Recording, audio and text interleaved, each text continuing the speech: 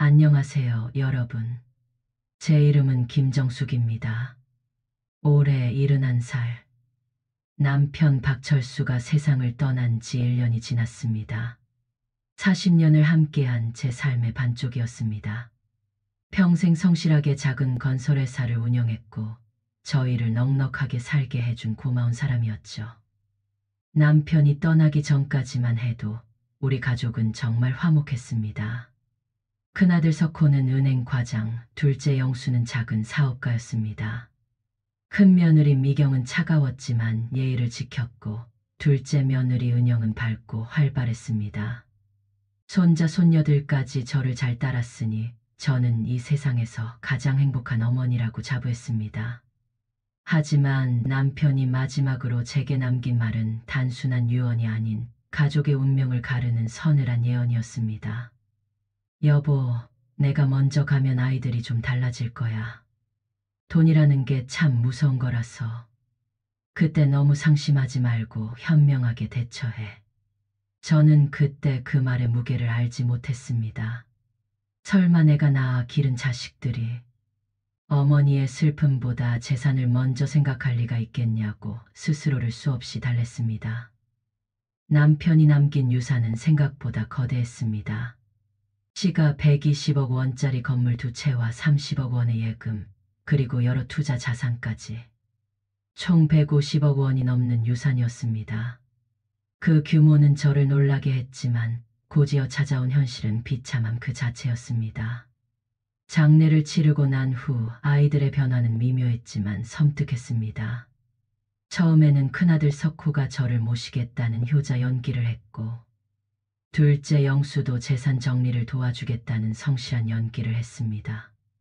하지만 그들의 눈빛에는 어머니의 슬픔을 공유하는 따뜻함 대신 언제쯤 유산 이야기가 나올까 계산하는 차가운 탐욕이 자리 잡기 시작했습니다. 며칠이 지나면서 그들의 질문은 더욱 노골적으로 변했습니다. 큰 며느리 미경은 유언장, 세금 문제, 법적 상속, 명예 이전 같은 단어들을 마치 법률 상담가처럼 쏟아냈습니다. 그들의 대화 속에는 어머니의 노후 계획 대신 재산을 가장 안전하고 빠르게 챙기는 방법만이 존재했습니다. 아이들은 서로를 견제하기 시작했습니다. 석호는 영수의 사업 부실을 들먹이며 저에게 영수를 멀리하라고 했고, 영수는 석호의 은행원이라는 권위를 경계하며 형님 말을 믿지 말라고 속삭였습니다.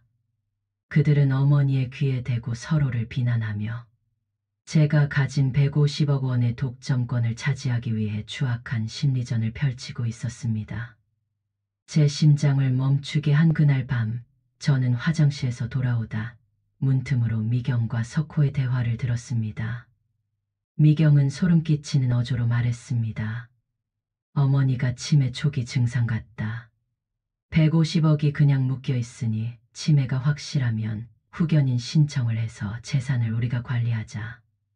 치매. 그 단어는 저를 짓밟는 무기가 아닌 그들에게 재산을 뺏을 수 있는 면죄부였습니다. 제가 고통받는 것은 중요하지 않았습니다. 오직 150억 원의 소유권과 후견인이라는 합법적인 지위만이 중요했습니다. 며칠 후 둘째 며느리 은영의 대화는 더 잔인했습니다. 은영은 영수에게 말했습니다. 형님 부부가 후견인 신청을 준비하고 있으니 우리가 먼저 위임장만 받아 재산을 가로채자. 어머니가 정신이 온전하시지 않으니 복잡한 절차라고 하면 될 것이다. 저는 이 잔인한 현실에 무릎 꿇고 울지 않기로 결심했습니다. 저는 어머니로서 그리고 이 집의 주인으로서 이 아이들의 진짜 얼굴을 끝까지 보기로 했습니다. 다음 날부터 저는 연기자가 되었습니다. 제 삶을 통틀어 가장 고통스러운 역할, 치매에 걸린 노인 김정숙 역할이었습니다. 저는 억지로 흐릿한 표정을 짓고 같은 말을 반복하고 물건을 잊어버리는 연기를 시작했습니다. 화장실 거울 앞에서 억지로 흐릿한 눈빛을 연습할 때마다 제 영혼은 찢어지는 듯했고 억지 미소를 지을 때마다 입꼬리가 파르르 떨렸습니다. 하지만 단순한 건망증만으로는 그들의 탐욕적인 의심을 잠재울 수 없었습니다. 저는 더 이상 물러설 곳이 없었습니다. 인간이 가장 감추고 싶어하는 수치스러운 고통까지도 연기로 만들어야 했습니다. 바로 배설 능력의 상실, 즉 이불에 실수하는 연기였습니다. 며칠 후 저는 새벽에 이불 위에서 고의적인 실수를 감행했습니다. 이 비극적인 연기를 할 때 제 몸은 수치심과 절망감으로 굳어졌습니다. 하지만 저는 연기를 멈출 수 없었습니다. 오직 복수와 응징만이 저를 움직였습니다. 곁잠을 자던 큰며느리 미경이 냄새를 맡고 질겁하는 소리를 냈습니다. 저는 눈을 비비며 공포에 질린 표정을 지었습니다. 어휴, 이게 무슨 일이야. 내가 오줌을 쌌니? 아이고, 창피해서. 저는 목이 메인 듯한 목소리로 흐느꼈습니다. 미경의 얼굴은 순식간에 혐오감으로 일그러졌습니다. 그녀는 저를 걱정하기보다 밀려오는 구토감과 빨랫감을 먼저 걱정했습니다. 미경이는 얇은 비닐 장갑을 끼고 이불을 치우기 시작했습니다. 그 광경을 지켜보는 저의 마음은 찢어지는 듯했습니다. 제 며느리가 제 배설물을 치우는 수모를 겪게 하는 이 잔혹한 상황. 하지만 미경의 얼굴에서 어머니의 병에 대한 슬픔 대신 귀찮은 일에 대한 짜증과 분노가 명백히 드러나는 것을 보고 저는 더욱 처절하게 연기해야 한다는 것을 깨달았습니다. 은영이가 들고 온 증여 서류는 제 심장에 박히는 칼과 같았습니다. 세금 절약이라는 그럴싸한 명분 뒤에는 어머니를 속여 재산을 가로채려는 추악한 의도가 숨겨져 있었습니다. 저는 연기해야 했습니다. 복잡한 서류 앞에서 무너지는 판단력이 흐려진 어머니를. 이게 뭔 서류였지? 아까 설명해 줬는데 또 까먹었네. 이 대사를 할 때 은영의 눈빛은 이전과 달랐습니다. 그들은 제가 재산을 정리할 정신은 있지만 몸은 곧 망가질 것이라 확신하고 있었습니다. 저는 일부러 큰아들 석호를 언급했고 회사에서 일찍 돌아온 석호는 서류를 보더니 분노했습니다. 형제 간의 노골적인 싸움이 시작된 것입니다. 석호는 고함을 쳤습니다. 엄마가 지금 정신이 온전하지 않으실 때 이런 중요한 결정을 하시면 안 된다. 은영은 맞섰습니다. 왜 아주버님한테까지 말해야 하냐? 큰아들이라고 다 가져가야 하냐? 사업하는 둘째 아들을 더 도와주시는 게 맞다. 형제 간의 노골적인 싸움이었습니다. 돈의 힘은 그들의 혈연마저도 산산조각 냈습니다. 석호의 고함 속에는 어머니에 대한 걱정보다 150억 원에 대한 소유욕만이 가득했습니다. 내 재산인데 내가 누구 주든 상관없잖아. 저는 일부러 고집을 부렸습니다. 그들의 밑바닥을 더 깊숙이 보기 위해서였습니다. 다시 한번 부엌 문틈은 저의 비밀스러운 관찰 공간이 되었습니다. 영수와 은영 부부의 대화는 이제 탐욕의 경연대회와 같았습니다. 은영은 영수에게 불안감을 조성했습니다. 형님 부부가 치매 진단받으라고 부추기고 있다. 치매 진단을 받으면 형님이 후견인 신청해서 어머니 재산을 다 관리하게 된다. 이어서 속삭였습니다. 우리가 먼저 움직여서 위임장만 받아 명의를 우리 쪽으로 넘겨받자. 어머니가 지금 정신이 맑으시지 않으니 서류를 가져다가 복잡한 절차니까 사인만 해달라고 하면 될 것이다. 며칠 후 석호가 혼자 찾아왔을 때도 마찬가지였습니다. 석호는 저에게 물었습니다. 영수가 엄마 재산에 대해서 뭔 말 안 했는지, 증여나 명예 이전 같은 얘기는 안 했는지, 그리고 자기 합리화를 시작했습니다. 엄마, 사람은 돈 앞에서 변해요. 아버지가 그러셨잖아요. 차라리 제가 엄마 재산을 관리해 드릴게요. 은행에서 일하니까 투자나 자산 관리는 저한테 맡기세요. 결국 두 아들 모두 목표는 하나였습니다. 어머니의 노후와 건강이 아닌 150억 원의 독점. 두 아들은 형제끼리 서로 견제하면서 제 재산을 차지하려고 했습니다. 저는 두 아들과 며느리들을 모두 불렀습니다. 그리고 결정적인 거짓말을 했습니다. 병원에 다녀왔어. 정밀검사 받았어. 치매야. 그 순간 방 안의 공기가 얼어붙었습니다. 며느리들의 눈에는 슬픔과 안도, 그리고 노골적인 기대감이 뒤섞인 표정이 떠올랐습니다. 저는 분배의 비율이라는 가장 잔인한 시험대를 던졌습니다. 큰아들은 은행에서 월급 많이 받으니까 넉넉하고, 둘째는 사업이 어려우니까 영수한테 70%, 석호한테 30% 주려고 해. 그 순간 석호가 벌떡 일어선 분노는 어머니에 대한 실망이 아닌 돈에 대한 상실감이었습니다. 말도 안 돼요. 왜 영수한테 더 많이 줘요? 반면 영수의 얼굴에는 승리감이 숨겨져 있었습니다. 저는 가장 중요한 조건을 제시했습니다. 앞으로 내가 치매 때문에 힘들어도 끝까지 잘 돌봐줘야 해. 요양원 같은 데 보내지 말고. 그들의 얼굴에서 기쁨의 색채가 순식간에 사라지는 것을 저는 보았습니다. 재산은 원하지만 어머니의 간병이라는 현실의 무게는 지고 싶지 않았던 것입니다. 며칠 후 은영은 저에게 노골적으로 재산을 노리는 상황까지 벌어졌습니다. 영수 오빠가 증여받으면 세금도 내야 하고 어머님 돌봄 의무도 져야 해서 증여받기 싫어한다. 제가 대신 받아서 어머님을 잘 모시겠다. 다음 날은 석호와 미경이가 찾아와 말했습니다. 영수 동생이 도망가려고 한다. 이런 상황에서는 저희가 먼저 받는 게 맞다. 미경이가 진짜 속마음을 드러냈습니다. 어머님, 요양원도 좋은 데 많아요. 요즘은 시설도 좋고 간병도 전문적으로 해주고. 그럼 결국 나를 요양원에 보내고 재산은 너희가 가져가겠다는 거네. 어머님, 그런 게 아니라. 아니긴 뭐가 아니야. 솔직하게 말해. 토요일 오후였어요. 저는 일부러 외출한다고 하고 집을 나갔다가 몰래 돌아왔어요. 그런데 집에 누군가 있는 소리가 들렸어요. 조심스럽게 현관문을 열고 들어가니까 거실에서 석호와 영수가 큰 소리로 싸우고 있었어요. 야, 너 뭐 하는 거야? 석호가 소리쳤어요. 형이야말로 뭐 하는 거야? 영수도 지지 않고 소리쳤어요. 저는 조용히 부엌으로 숨어서 들었어요. 엄마 서랍 뒤지고 있었잖아. 형도 그러고 있었잖아. 두 아들이 서로 엄마 몰래 집에 들어와서 재산 관련 서류나 통장을 찾고 있었던 거예요. 형, 정말 그럴 거야? 엄마 유언까지 법적으로 다투겠다는 거야? 당연하지. 150억인데 너한테만 70% 준다는 게 말이 돼. 돌보긴 뭘 돌봐. 어차피 요양원 가시게 될 텐데. 그 말을 듣고 정말 화가 났어요.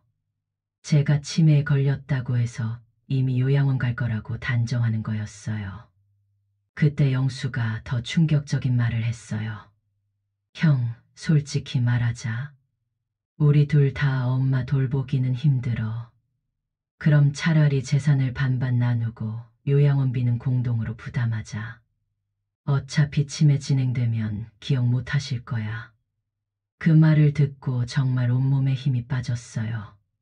제가 낳고 기른 아들들이 저를 이렇게 생각하고 있다니. 그리고 며칠 후 더욱 가관인 일이 벌어졌어요. 며느리들이 따로 만나는 자리를 목격했어요. 우리가 먼저 어머님을 설득해서 우리 명의로 일부 재산을 이전받는 거야. 각자 한 20억 정도. 그럼 우리가 총 40억 받고 나머지 110억을 남편들이 나눠 가지는 거야.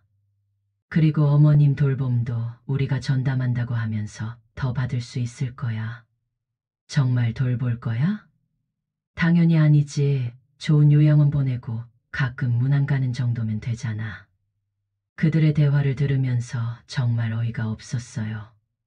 아들들만 재산을 노리는 게 아니라 며느리들까지 나서서 제 재산을 나눠 가지려고 계획하고 있었던 거예요. 일주일 후 저는 모든 가족을 다시 모았어요. 지난번에 얘기한 증여건 다시 생각해봤어. 모든 사람이 긴장한 표정으로 저를 봤어요. 70대 30으로 나누는 것보다 차라리 다른 방법이 좋을 것 같아서. 다른 방법이요? 나를 끝까지 잘 돌봐주는 사람이 모든 재산을 갖는 거야. 그 순간 방 안이 조용해졌어요. 6개월씩 돌아가면서 나를 돌봐보는 거야. 석호 집에서 6개월, 영수 집에서 6개월. 아들들의 표정이 어두워졌어요. 그리고 1년 후에 누가 더 잘 돌봐줬는지 보고 결정할게. 잘 돌봐준 쪽이 모든 재산을 갖는 거야. 어머니, 그건 좀. 석호가 말을 흐렸어요. 왜? 싫어? 아니, 그런 게 아니라 갑작스러워서. 영수도 난색을 표했어요. 엄마, 우리 집은 공간이 좁아서 어머님이 불편하실 것 같아요. 그때 은영이가 갑자기 말했어요. 어머님, 차라리 좋은 요양원을 알아볼까요? 요즘은 시설도 좋고. 요양원? 네. 전문적인 돌봄을 받으시는 게 어머님 건강에도 좋을 것 같아요. 그럼 너희는 나를 요양원에 버리고 재산은 나눠 가지겠다는 거네? 버린다는 게 아니라 더 나은 환경에서. 됐어. 이제 너희 속마음 다 알겠다. 그날 이후 집안 분위기가 완전히 바뀌었어요. 아들들과 며느리들이 갑자기 저에게 잘해주기 시작했어요.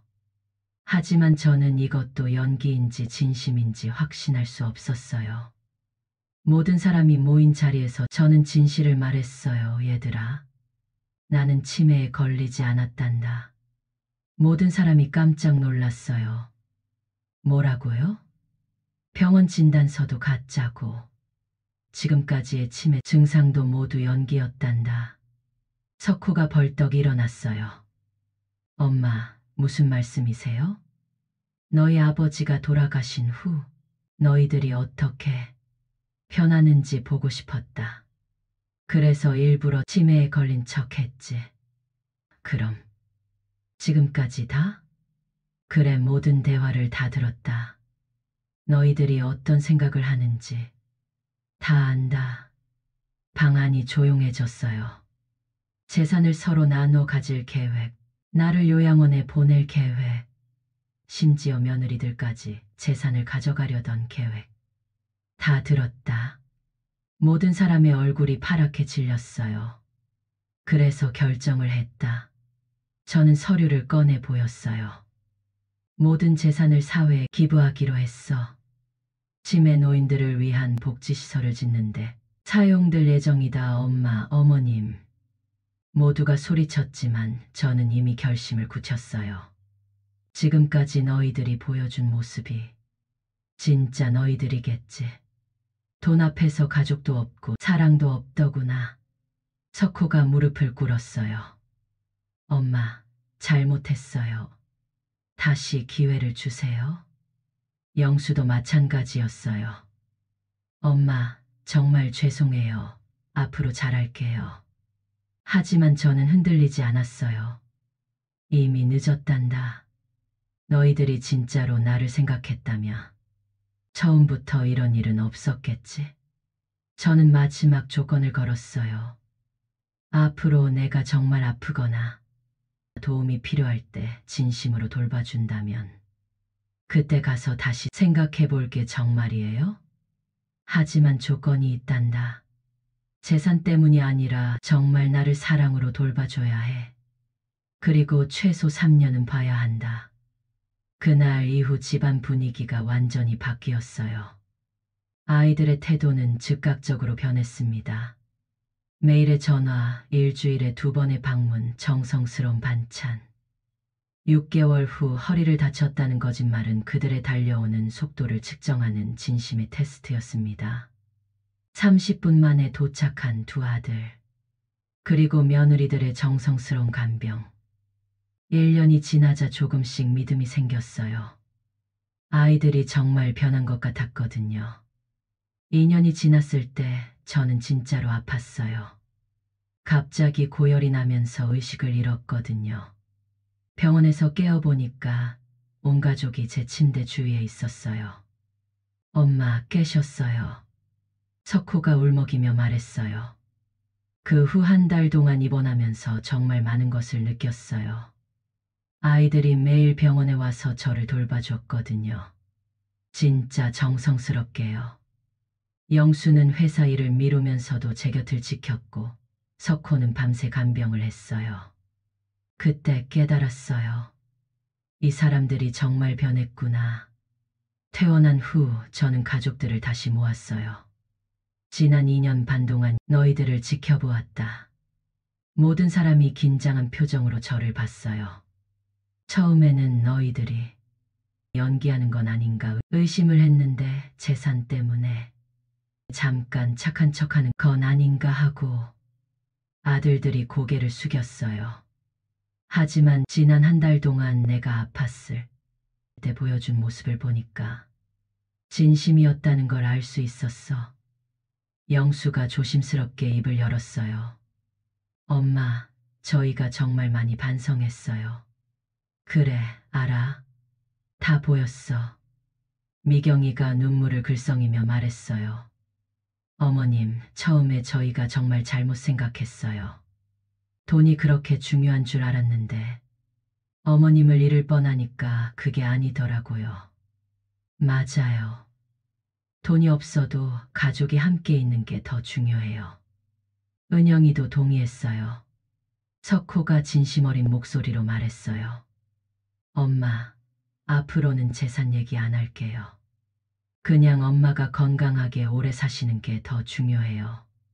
그 말을 듣고 정말 뭉클했어요. 그래서 결정했어요.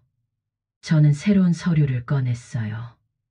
기부는 취소하고 원래대로 너희에게 상속하기로 했다. 엄마, 어머님.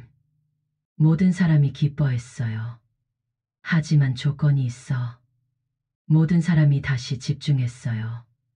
재산을 받더라도 서로 싸우지 말고 가족으로서 화목하게 지내야 한다. 당연하죠.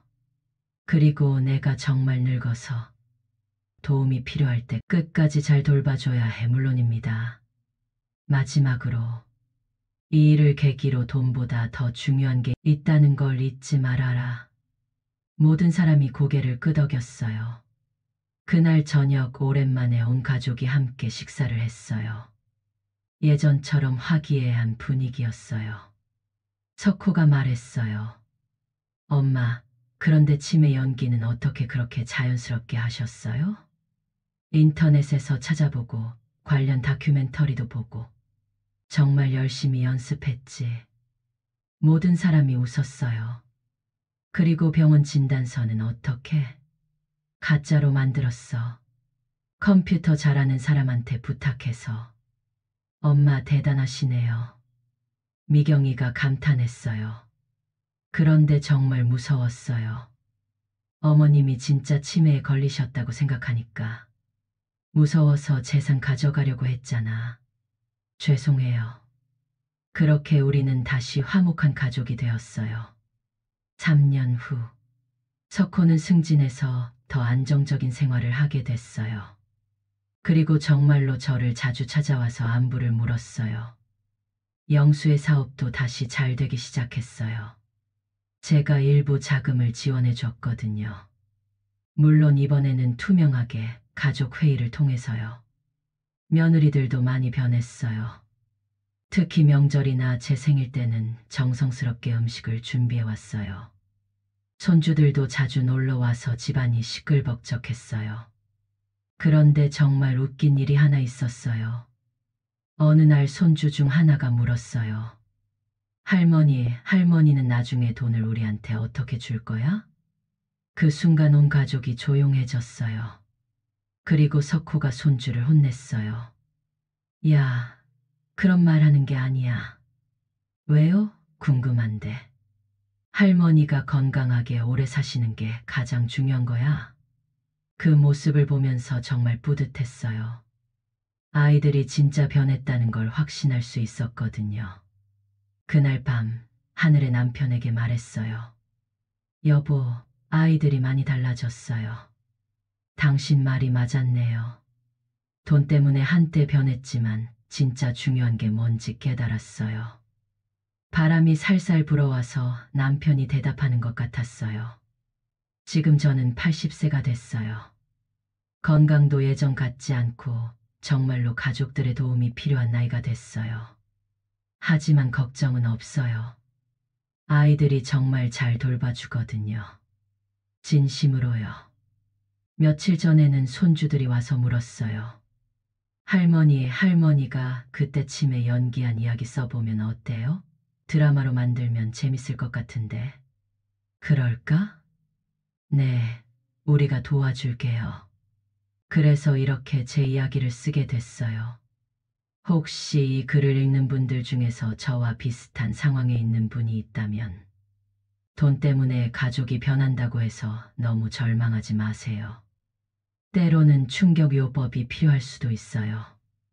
사람들은 정말 소중한 걸 잃을 뻔해야 그 가치를 깨닫는 경우가 많거든요. 물론 제가 한 방법이 모든 사람에게 맞는 건 아니에요. 하지만 중요한 건 포기하지 않는 거예요. 가족은 결국 가족이니까요. 이 글을 쓰고 있는 지금 제 나이 82세입니다. 몇 달 전부터 진짜로 기억력이 조금씩 떨어지기 시작했어요. 진짜 치매 초기 증상 같아요. 하지만 이번에는 무섭지 않아요. 왜냐하면 아이들이 정말로 저를 사랑한다는 걸 알고 있거든요. 어제는 석호가 와서 말했어요. 엄마, 혹시 정말로 치매에 걸리시더라도 걱정 마세요. 우리가 끝까지 잘 모실게요. 영수도 마찬가지였어요. 엄마, 예전에는 요양원 얘기했지만 이제는 절대 그런 생각 안 해요. 우리 집에서 직접 모실 거예요. 며느리들도 벌써부터 준비를 하고 있어요. 치매 관련 책도 읽고 간병 방법도 알아보고 있어요. 정말 다행이에요. 제가 그때 그 연기를 한 보람이 있네요. 혹시 이 이야기가 책이나 드라마로 만들어진다면 제목은 엄마의 마지막 연기라고 하면 어떨까요? 아니면 치매 연기? 손주들이 더 좋은 제목을 생각해 줄 거예요. 마지막으로 하고 싶은 말은 돈은 정말 중요해요. 하지만 가족보다는 중요하지 않아요. 그리고 사랑하는 사람들이 곁에 있을 때 진심으로 사랑하세요. 언제 정말로 이별의 시간이 올지 모르니까요. 제가 곧 진짜로 많은 것들을 잊게 될지도 모르지만 가족들이 저를 사랑한다는 기억만은 마지막까지 간직하고 싶어요. 그럼 이제 정말로 끝이에요. 여기까지 들어주셔서 고맙습니다. 구독과 좋아요는 저에게 큰 힘이 됩니다.